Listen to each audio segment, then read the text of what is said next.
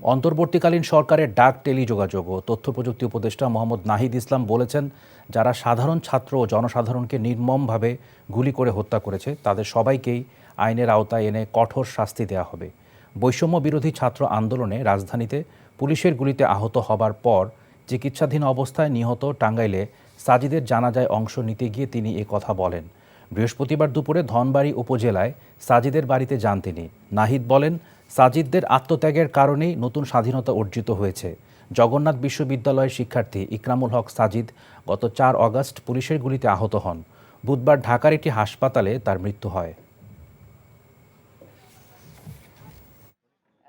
বাংলাদেশের মানুষ সাজিদের জন্য দোয়া করতেছে, বাংলাদেশের সরকার, আমরা সবাই সাজিদের পরিবার এবং সকল শহীদদের পরিবারের সাথে আছি।